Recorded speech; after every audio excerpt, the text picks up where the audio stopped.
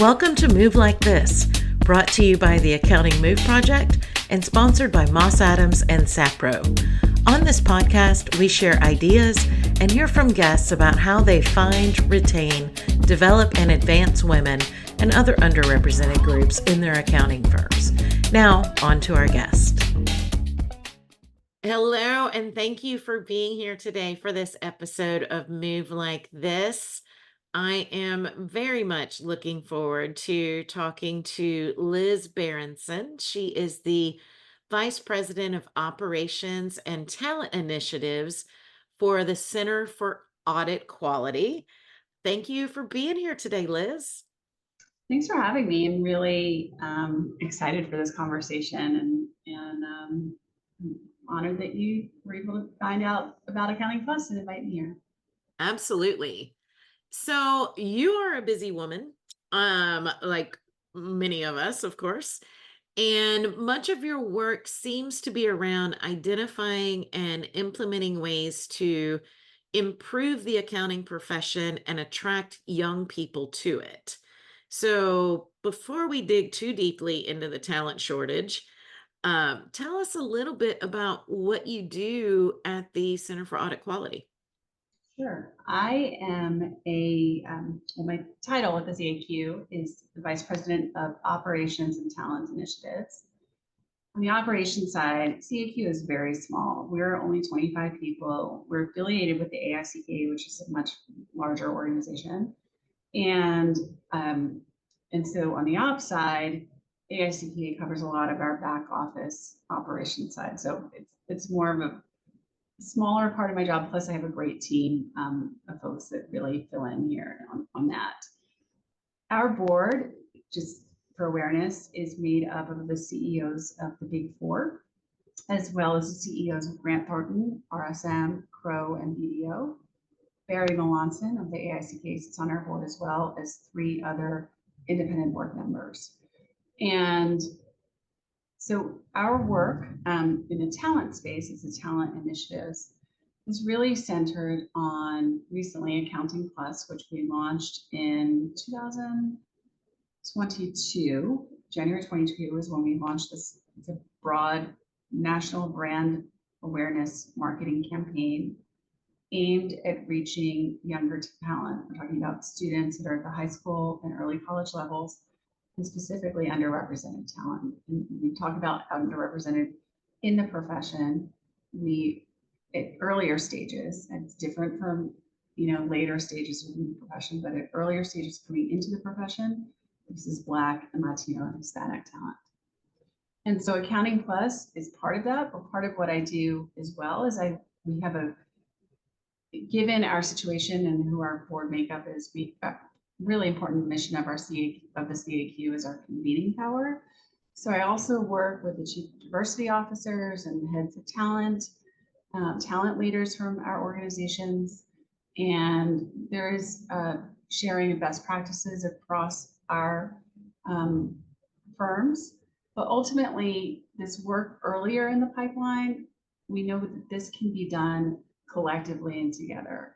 These firms are all competing for talent at later stages. And so firmly believe it does make sense that these firms work together to create awareness, bring more understanding about accounting to younger audiences that might not have the connection to the profession. Yeah. And I love the idea that Accounting Plus is working to educate young people about all the things that they can do in accounting and also provide a gateway to education and scholarships, career resources, and it looks like a whole lot more from my time reading the site. So, what kind of impact do you feel that Accounting Plus is having now, and what do you hope it continues to have, as you are around more, since you've just been around for, I guess, just about 2.5 years? Yeah. So Accounting Plus is really at this earliest stage in reaching students. And that idea of sharing with students all the possibilities of what accounting can bring, that's part of the messaging that we've developed that we know works with younger student audiences. Like that messaging shifts as students progress through the talent pipeline. And so when we think about the talent pipeline, I think it's really important that we think about the stages of the talent pipeline. And our focus really is at the high school level and some early college when we think about students who enter college that are are not considering accounting or don't know very much about accounting. So backing up a little bit, when we think about this national brand awareness marketing campaign, with any marketing campaign, we launched this with a lot of market research and trying to understand our student audiences. And this research is available on our website at caq.org.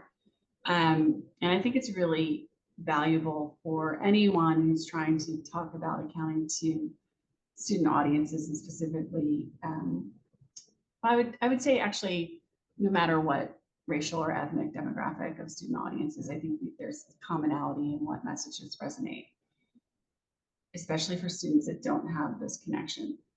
So when we did this research, we found out from current accounting graduate or accounting majors that 75% of accounting majors would say that they chose accounting because they had a direct connection to the space. And we also understood from high school and early college students, we asked them what influences them, how are they making their career decisions? And the most important thing is direct connection, somebody in their family or some mentor. So for students, think about it, that are underrepresented, the profession itself is underrepresented. These students don't have that connection to the profession. And so what we see as our role here is to bring that connection to them, bring greater understanding of what accounting is and what it isn't. And ultimately, some of those, we did a lot of research on what messages resonate and what don't, because how we might, our experience, and I'm not a CPA, so when I say our, I'm speaking more collectively about the profession, people that have been doing this for a while, their experience is probably very different than what students are experiencing now entering the profession. And so we saw in our research clearly that for students that don't have any connection to accounting, let's just say they don't know what it is, or the only things they've heard about it are from the media or other references in television and movies or whatnot. Their perceptions, and I understand why, are that accounting is boring, it's uninteresting, and it requires a complicated skill set in math. And so those are the two main areas that we're trying to break down for students and shift their perceptions on. We're doing this in a couple of ways through the campaign. So number one, and again, it's the same thought process. We need to reach students where they are. And where are they? They're on social media channels. We know that like upwards of 5 hours a day. I have 2 high school kids. I think it's even more than that in my own house, which I hate to say, but it's true. And we're reaching them in the classroom. So how we're doing that is we are out there with paid advertising on the social media platforms where they are, like on TikTok and Instagram and YouTube and Snapchat and other platforms. And what we want them to do is to engage with us, click the ad, they come back to our joinaccountingplus.com website. And that's what we have populated with internship opportunities and scholarship opportunities and other resources that our firms and other partners have out there. So what we're trying to line them up for is to take that next step. Like we want them to come back to the website and say, and keep them engaged so they're taking that next step. And our partners in this are really important because we're dependent on them on building those next steps and keeping whether that's scholarships or internship opportunities, or like NAVA is a really important partner of ours with their ACAP program. We're dependent on our partners in this ecosystem to provide that space for students to choose next. Um, we also, as I said, we're in the classroom. We're working with an organization called EverFi, and we've designed with them 2 digital courses. We're not teaching accounting. What we're teaching, it's a brand awareness or a career awareness program. So we are showing students in classrooms across the country. At the close of this year, we were in 3,421 high schools across the country. We've reached over 110,000 high school students through this programming. And the courses are about all the different places that career in accounting can take you, as well as why accounting skills are necessary, not only if you want to become an accountant or pursue an accounting career, but they're integral to your personal finance skill set as well. So I've said a lot there, but those are the 2 main elements of the campaign. And again, it's about creating awareness. And we are not, for example, we're not pushing any student to pursue CPA. We don't even mention CPA in our materials. This is largely a storytelling campaign. When we think about that content that's on social media, we believe in this concept that you need to see it to be it. And so we bring in compelling professionals that can tell their own stories to students, and we do that through social media. We also bring them into classrooms across the country as well. So after students have taken this digital course, teachers can raise their hand and say, we'd like to have a professional come into our classroom. And going for the next couple of years, we're committed to at least 200 classroom visits. Wow. I love that. You think about the way accountants are portrayed, and it's often as maybe nerdy or, just kind of head in the books all the time or things like that, that, isn't as cool as a lot of other careers. And that's not the experience of most of the accountants that I know personally. If it were, I probably wouldn't have been working with this profession as long as I have. And it's also interesting to me that 70% of people that are accounting chose that as their major had a personal connection. Jen Wilson and I talked about the fact that so much of the time accountants are complaining about the hours that they work or how hard the job is and things like that. And that can actually turn off some of the people that actually do know somebody directly. Yeah. And I'm not suggesting that everybody should go into this field. There are people that are going to be better at it than others. I would have been a horrible accountant no matter what I know, because I am not great with numbers and have dyscalculia. So that would be a problem when it comes to looking at spreadsheets. But it's interesting that there really has to be a personal connection for most people to choose that as a major. So it makes me wonder, are guidance counselors not making this recommendation in high schools, or are there other ways that we could be, uh, I guess, educating, high school students about it as an option for their life Yeah. career? I think many times high school teachers, and we're going to be doing some more research on high school teachers with EverFi, but I think high school teachers and guidance counselors, again, that might not have a connection to accounting, they share these misconceptions. So they're likely not only going to be sharing this as a viable career path with students if they have those misconceptions as well. Unfortunately, we can't boil the ocean, right? Like I wish we could reach everybody, but like a campaign like this is not inexpensive. And so we've really narrowed our focus on reaching students directly, and I think it's paying off. So you mentioned that there's a particular focus on underrepresented groups with the program. are you finding, or has any of your research uncovered reasons outside of not knowing somebody specifically that a lot of people within these different races or ethnicities, and in some cases, women aren't promoted as much as men are, though firms do tend to kind of break out at 50-50 until you reach a certain title within the organization.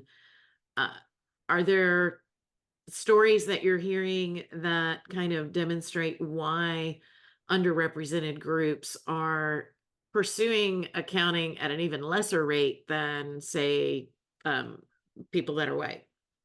Yeah, we have really good data on from iPads is what we use to track college graduates that are accounting graduates, and we're falling behind when we think about the population. I think the census was done in 2021.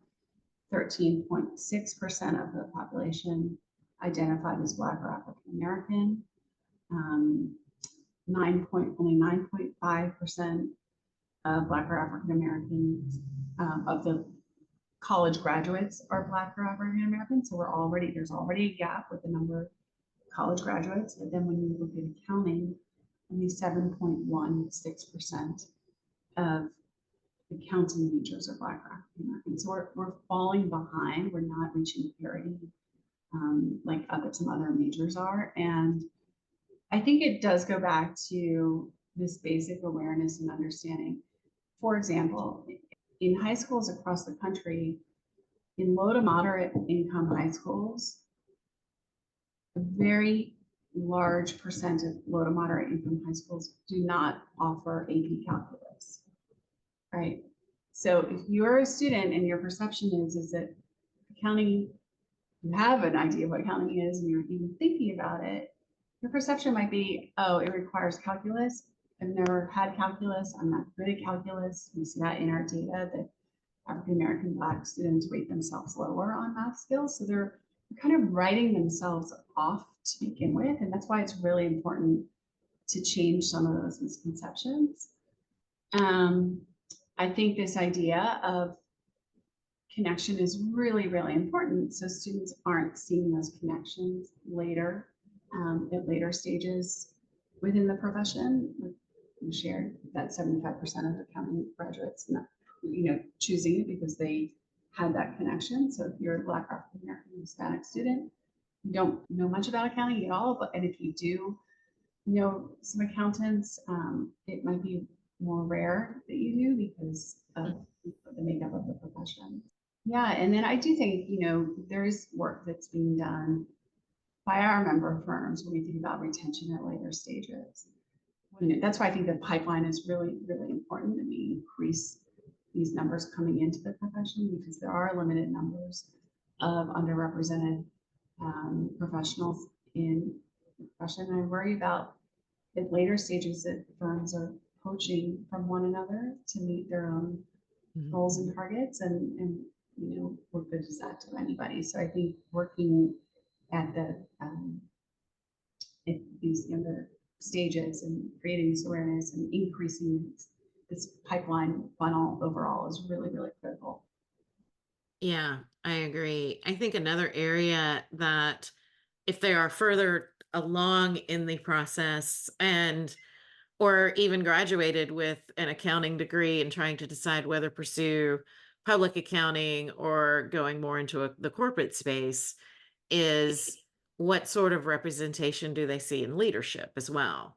Absolutely. Um, Absolutely. 100%. And we know that students are looking at jobs, they're looking at board makeup, right? They're looking at leadership teams. They're going right to the website and seeing what that looks like and making decisions based on that research. So yes, absolutely. yeah. In May, I gave a presentation on navigating DEI skepticism at the Association for Accounting Marketing Summit. And in part, because I was and still am seeing firms pull back on their commitment to DEI and work toward recruiting, retaining, and promoting a more diverse workforce. So, one, are you seeing some of the same thing? And two, if so, what advice do you have for firms that want to remain competitive in terms of recruiting, but also attracting more diverse clients as well? So I'm not seeing that. In fact, I'm kind of seeing the opposite. And I think that there is such a talent pipeline crunch, a common understanding that we can't address this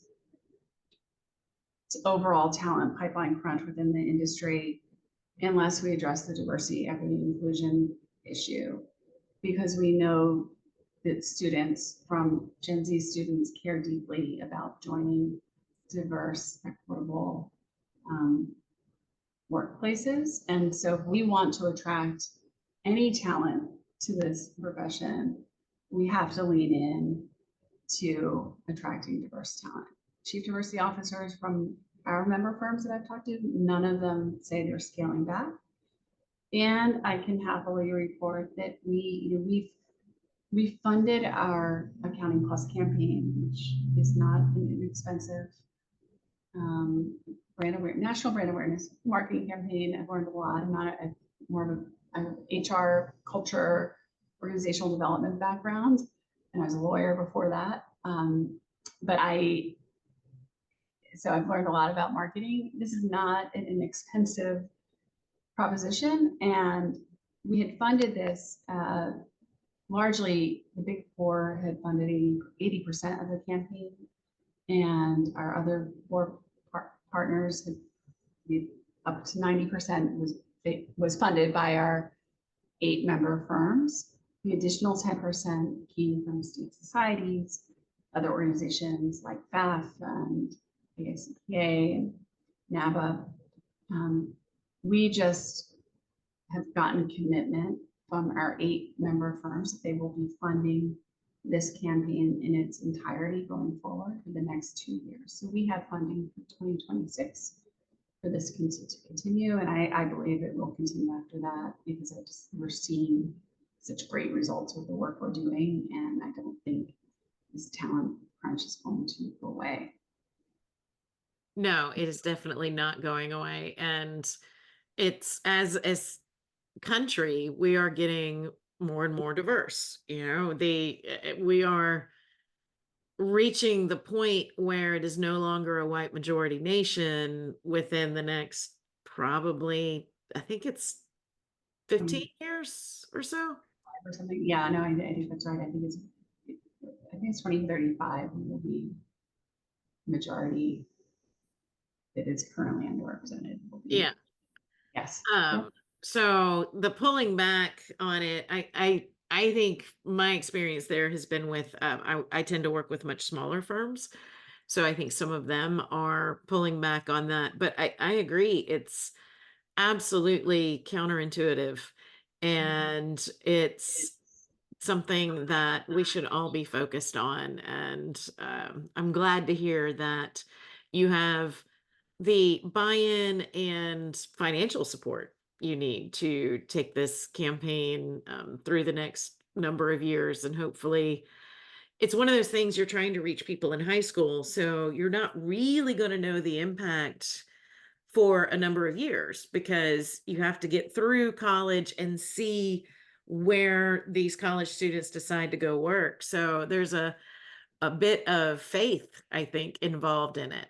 But it's faith and dependency on the ecosystem that we're all working together and approaching this in a way that makes sense and dividing and conquering work. Like we did some research last year, and we surveyed business students about why or why not they're choosing accounting, as well as recent accounting graduates, why or why not they're choosing CPA licensure. And one of the biggest reason for business students that are not choosing accounting is their perception that it's boring and uninteresting. So we know that we have to keep working at that. But we also saw a huge drop off after that introductory accounting class. And so that's something we don't have control over, right? But what can we do is we can share our resources that we've developed with Accounting Plus, because a lot of these are about dispelling these facts or dispelling these perceptions, as well as showing professionals um, in different cool jobs and what they're doing, so that a career awareness piece can still happen, I believe, in introductory classrooms or introductory accounting classes across the country. That's not the focus of our campaign, but like working with AAA on that right now. How can we get these resources into classrooms? And then further on, as students decide to pursue CPA licensure or not, like that is an issue that AICPA and NASBA really need to lean into, and they need to do that with a bigger focus. And I know they are with their NPEG group. There's been great movement there, but I think it doesn't make sense for us all to do everything, right? I think we need to find our niche where it makes sense and then work together and work collaboratively to solve this. And I think that's an area too where firms could have some impact. I know in conversations with firms that participate in the Accounting Move project, there are a number of them that partner with universities in their geographic locations to help them with the accounting coursework and provide them with guest speakers for classrooms, or even help with some of the actual lesson planning and such. And so having that sort of input and example could probably paint the profession with a nicer brush than what in some cases it is being painted. 100%. 100%. So I guess lastly, I would just like your advice for firms that are looking to like you say, no one firm is going to be able to fix this, or no one individual, no one group. This is going to have to be a group effort that is attacked from all angles. So, what advice do you have for firm leaders to help with these efforts? And I guess in some ways, eventually overcome this talent shortage that the whole profession is facing. Yeah. But I believe there's something every individual can be doing as well, right? And so I will hope, and this is part of why I'm really so happy to be on this podcast and sharing more about this. One thing that individuals can do if they have an interest in this pipeline issue would be, for example, to sign up on Instagram. And we all might not have TikTok accounts, but I think many of us do have Facebook or Instagram accounts. Sign on to Accounting Plus and see that content. It'll give you a really good feel for what this looks like, and then share that with the high schoolers in your life where something might look interesting. I think that is like an absolute actionable thing we can be doing. I think firm leaders that have an interest in talent pipeline issues should read our CAQ research. So I think a really important aspect of this is that we need to be meeting students where they are with messages that resonate with them. And that's what our research will point to. What are those messages that resonate? You know, we all do have our own experiences, but really making sure we are addressing the right audience with the right message. And it's different at these younger levels than it is for a student who is further along in their college journey. Those college students could probably use support, right? So those activities would look different, like you said, going into college classrooms, or offering mentorship around studying for the CPA exam. All those efforts exist, but I think what we can do individually matters as well, teaching students. I agree. And I will go myself and follow the Accounting Plus page and share that information with my audiences as well. So great ideas. Well, to close, I generally love to ask just a few fun questions to get to know you a little bit better, Liz. So, when you were 5 years old, or a young child, I guess, what did you want to be when you grew up? So I love this question because it's so random, but I wanted to be a farmer. And the reason I wanted to be a farmer, I remember specifically at 5 years old, I grew up in Bucks County, Pennsylvania, which used to be a lot more farmland than it is now. But there was this awesome ice cream place called Tanner Brothers, and we'd go there pretty often, especially in the summer. And it's on a farm, and I just thought it would be amazing to be able to live on a farm and eat as much ice cream as you wanted. I like that. I think you are the first person that has answered that as a farmer. So I love that. And I didn't know that being a farmer meant you could eat all the ice cream you wanted to. I'm not sure it does, but again, it's what I saw. And so going back to Accounting Plus, it's like what you see and what's in your life. And as I got older, I really loved my pediatrician. I thought maybe I'd want to be a pediatrician. And then as I got closer to law school, I had a really close uncle that had graduated from law school, and I followed that path, right? So it's really important to bring this awareness to students that might not. Yeah. Well, if you were given the chance to travel anywhere for free, you don't have to worry about time off or all those things that hold us back from just jetting away. Where would you go and why? African safari, that is my on my bucket list. In fact, I have like a savings account, which I'm saving for when my youngest son graduates from college in 2030, he'll graduate. So I'm saving up for that already.